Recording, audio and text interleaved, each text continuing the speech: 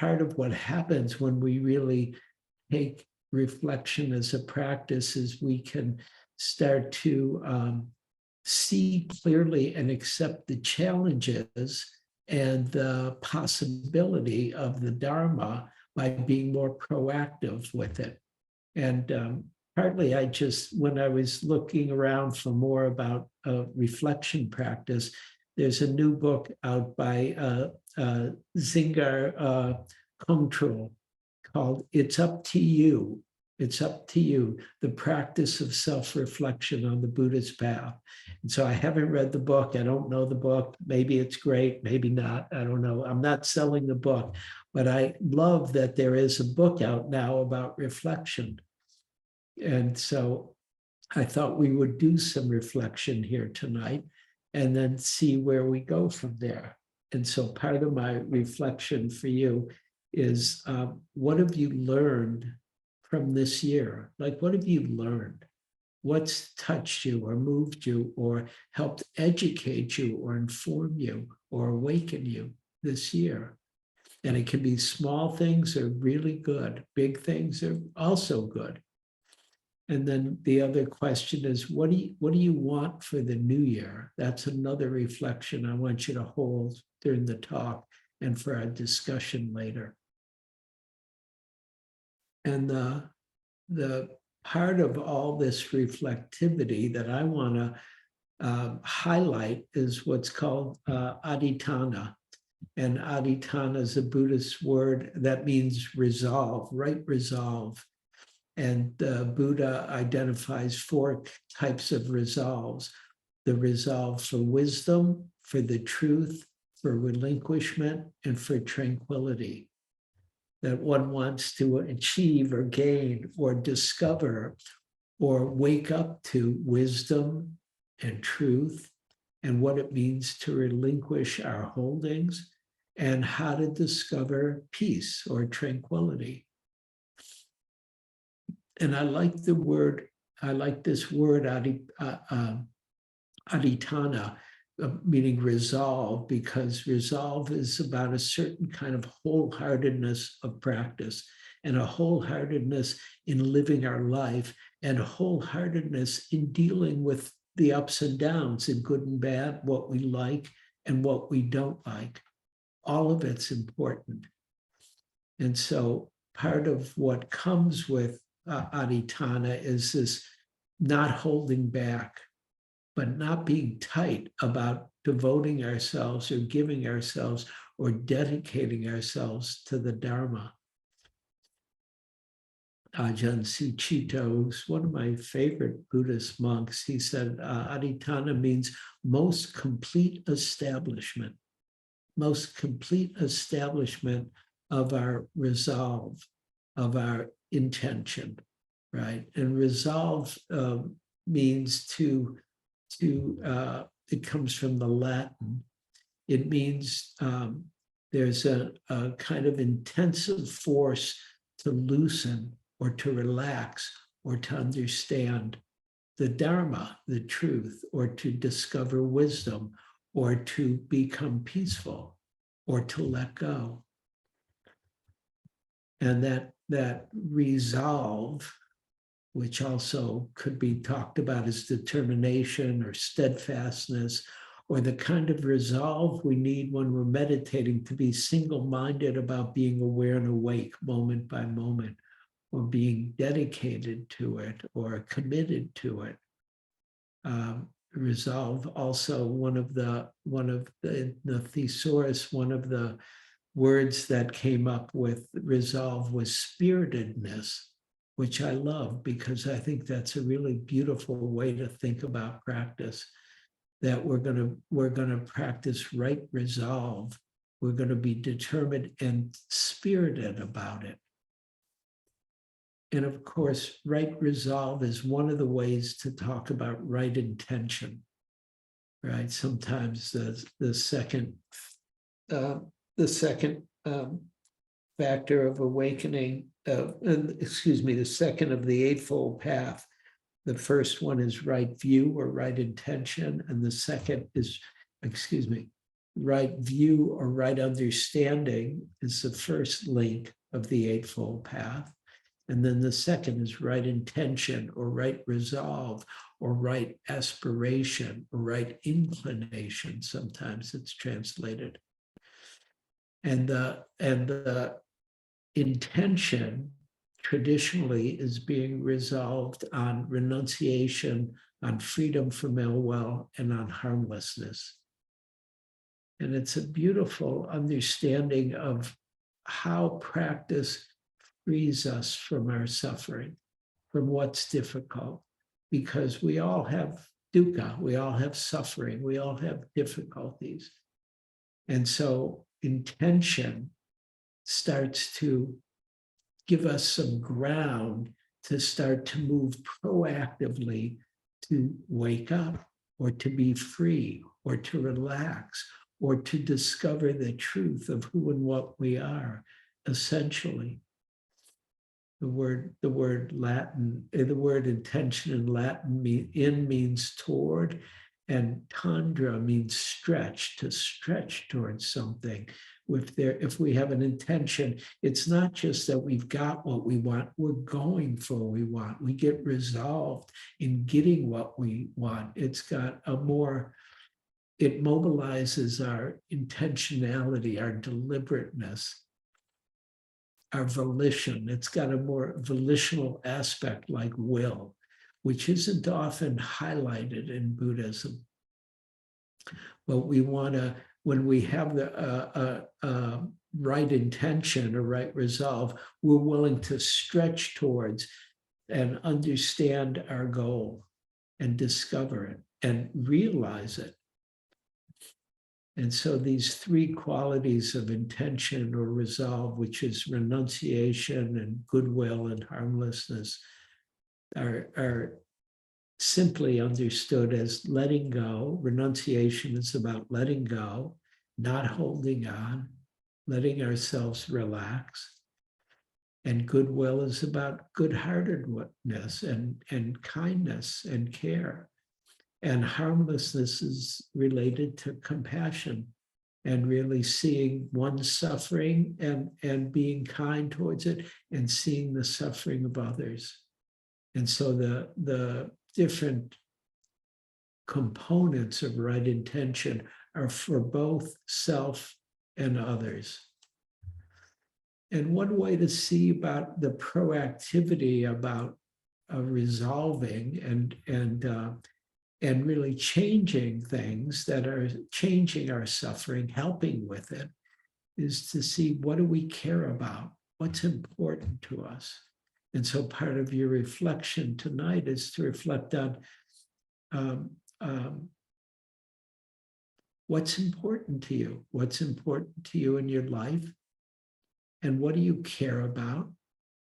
And what does your heart love that can help invoke the determination and resoluteness to act skillfully, proactively, dharmically? You know, what's important in your life and how can you make that part of your practice in 2023?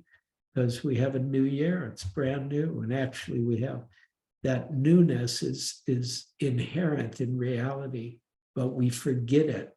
And so having a new year is often one way to ritualize the truth of each moment. The truth is each moment is brand new, but we forget that all the time. So having a ritual like a new year, which every culture in the world that I know of has a new year. They're not all on January 1st, they're all at different times.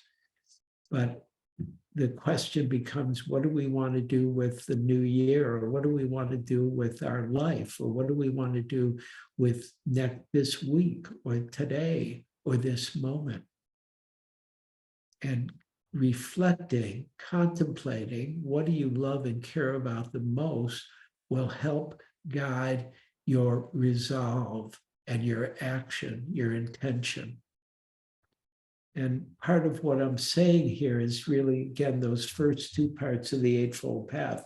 The discernment conditions intention, right? Right view or understanding conditions our intention and resolve.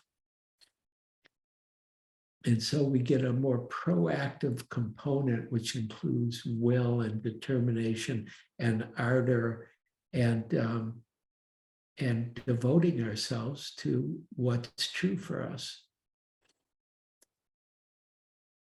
And so renunciation simply is, for the monastic community, it meant letting go of the ordinary life, householder life. But for us, we're householders, and we're not going to let go of our householder life, but we want to begin to learn how to let go of what doesn't make us happy, of what causes suffering, what causes pain for ourselves. And to start to learn how to let go of what we get attached to that we can't hold on to or causes suffering in the middle of our lives. And here's from our good friend Bhikkhu Bodhi, who said, "The tool the Buddha holds out to free the mind from grasping or holding on or desire is understanding. Real renunciation is not a matter of compelling ourselves to give up things still inwardly cherished, but of changing our perspective on them so that they no longer bind us. When we understand the nature of clinging, of holding on, of grasping, when we investigate closely with keen attention, this holding on or desire falls away by itself. In this investigation, our concern must not be with what is pleasant, but with what is true. Not with what is pleasant, but what is true. We have to be prepared to and discover and be willing to discover what is true, even at the cost of our comfort. Real security, true security, as Bhikkhu Bodhi puts it, always lies on the side of truth, not on the side of comfort. And so it's a fierce attitude that resolve is asking us to step into. It's a fierce intention of bringing ourselves in accord with what's true, with what brings freedom, with what helps us let go of suffering, and what helps the suffering let go of us. Suzuki Roshi put it a little differently. He said it so beautifully. He said, renunciation is not giving up the things of the world, but seeing that we can't hold on to them. And that's true. And so it means even renouncing our suffering, because often we think we are the suffering, or will always suffer, or suffering is always part of my life. And we miss the moments when it may not be, because we have a belief. There's a certain kind of mindset that we hold on to. And so renunciation is letting go of that to some degree. In Buddhism, the first intention of renunciation is a wisdom's factor. Goodwill and compassion are heart factors. And as our old friend Ryokan always said, if you want to know the secret of Buddhism, here it is. Everything is in the heart. And of course, heart, mind are one thing in the era that he lived in. Right? And it's true. It's in the heart, the intention to goodwill. It's not hard to have that intention. It doesn't mean we can always fulfill it or change the suffering, but we can have the intention for goodwill for ourselves and for others. And it's actually, I find it very easy. Maybe I'm wrong about this, but just seeing two things, that everybody is suffering. Like if we look at everybody on the screen, everybody suffers. It's just part of the deal. It's not a mistake. And it's not that they're doing something wrong. It's part of the nature of existence at this realm of reality called being a human being. Human beings suffer. And everybody wants to be happy. And again, you can look in the screen. Everybody here wants to be happy. There's nobody here who comes to this class who doesn't want to be happy, because if you don't, you're at the wrong class. I mean, it's just like, this is not, it's just true. We all want to be happy. And so we reflect in this way about ourselves because we want to be happy and we suffer, but we do it in order to understand everybody else. So this kind of self-reflection is not self-centered. We study the truth in order to realize the unity of reality and the fact that we're all here together. And this is one of my favorite quotes, and I say it many times, but I love this quote from Longfellow, who said, if we could read the secret history of our enemies, we should find in each person's life sorrow and suffering enough to disarm all hostility. And it's true. It's suffering that causes more suffering. Even with our enemies, even with the people we don't like or disagree with and who are doing the wrong thing, because people are doing wrong things. There's also not just right action, there's wrong action, and that happens. But those people are also suffering. And so we can start to have some kindness towards them, even when we have to be fierce with them at times. Trungpa Rinpoche said it a little differently. He said, the kindness and generosity that we extend to ourselves is the foundation for our ability to relate to the world. And so we want to start here and keep seeing the truth, right? That the Dalai Lama puts. He said, I believe the ultimate aim of all human beings is to obtain happiness and a sense of fulfillment. And he says, I've always stressed the importance of combining both the mental and material approach to achieving happiness for humankind. And so it's important that the resolve, that our intention is not just wisdom, but is heartfelt. Because we really, if the heart's closed, we can't practice. We can't open to suffering if the heart's closed, and we can't allow suffering to have its liberating impact if we're not willing to open to it kindly. And so as you reflect on 2022, what's your intention for the new year, for yourself and for the world also? What do you wish, or what do you want, or what do you hope for? Or what do you intend to help change in 2023? And I was, of course, thinking a little about myself and, okay, what do I want? And I mean, probably the main thing I would love in the world is to start to soften the divisiveness that's in the world.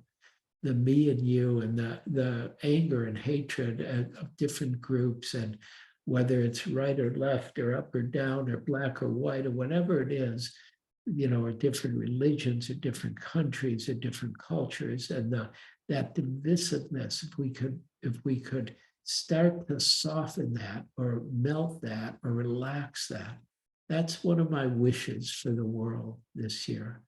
And that we could see that we're all here together no matter what.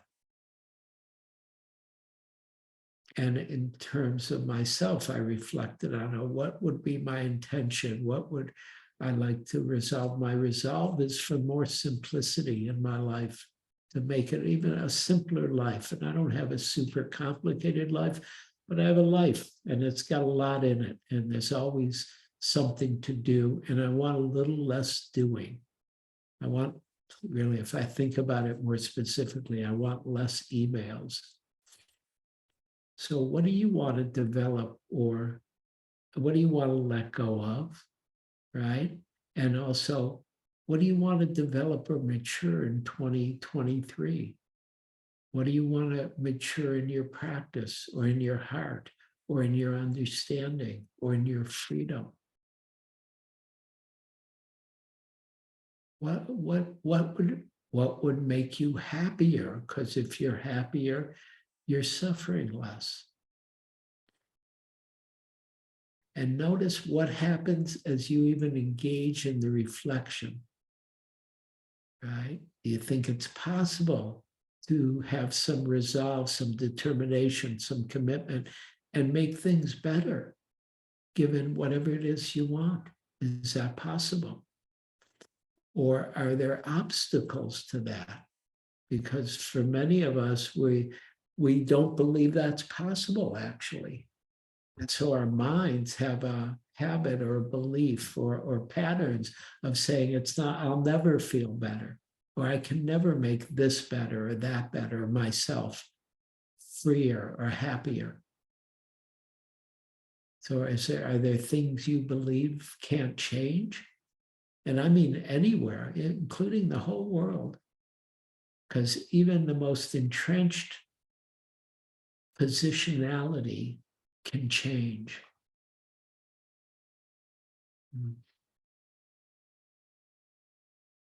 One thing I thought about as I was contemplating this talk, reflecting on this talk, I was thinking about the different centers, the belly center, the heart center, the head center, and the different components of resolve that are there. Because in the belly, it's a will center. It's like, I can do it and I'm going to do it. And it's got a vump, it's got a down to earthness to it. And the heart center, it's a devotion, it's a love of what we care about. And it moves us, and it can move us to freedom. And in the head center, it's a kind of determination, commitment, clarity, discernment about what's needed to move forward. And it's good to reflect for ourselves about what supports us waking up in all three centers, so that our resolve, so our intention can be fully embodied, body, heart, and mind.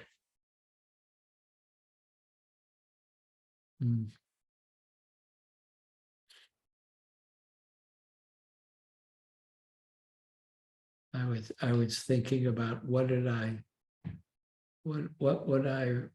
would I intend from my belly or my heart or my mind, and especially from my body. Very interesting to contemplate it, because I'm getting older, and my first resolve is to stay alive as much as possible. I would like to do that. And I don't feel attached to it. I don't feel like I also feel the letting go, like, oh, when it's time to die, I'll die. But while it's time to live, I want to live. And I want to live as long as possible, or at least for a while longer. I know it gets harder and harder as we get older. So I'm watching my body age and the difficulty of it. So part of my resolve at this point in my life is to keep my body in good shape, as good a shape as possible. And it doesn't mean I'm in control of it, but I can help it along the way, which makes me happy. And so I'm staying as fit as possible. And still shit happens, just of course, to be honest. I hurt my arm Friday at CrossFit, and we'll see what it is, because I don't know. I've got to go see a doctor tomorrow and maybe get x-rayed or MRI'd. But still, just the fact that I'm here, especially having gone through my accidents and almost died, I'm happy to be here with the body, and happy to stay devoted to being here, which is part of the heart center, being here, because it's not just I'm devoted, it's pure will. I mean, my resolution is from pure will. It's also from a love of life. Like, life is wild and good. And it doesn't mean it's always good, but it's good. And it's beautiful. I mean, I was out today in the park, and a lot of people were out in the park, a beautiful day, and just great to see people enjoying reality. and enjoying it together. And then the other piece that I was thinking in terms of the head center was, oh yeah, I really want one of my resolutions, intentions for the next year is to really see how moment by moment I can stay aware and awake, moment by moment, right now, wherever I am, learning how to be aware, how to be awake, and how to respond skillfully to whatever's happening with me, with my family, with the world, with the environment also. That's one of the areas I have some strong wishes about, is the environment, about the earth.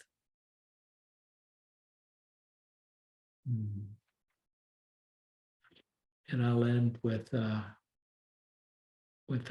quote from the Dalai Lama, who said, we must have a pure, honest, and warm-hearted motivation. And on top of that, determination, optimism, hope, and the ability to not be discouraged. The whole of humanity depends on this motivation. We must have a pure, honest, and a warm-hearted motivation. I would change the word resolution or intention, right? We must have a pure, honest, and a warm-hearted intention. And on top of that, determination, optimism, hope, and the ability to not get discouraged. The whole of humanity depends on this intention. So those are a few thoughts from me tonight.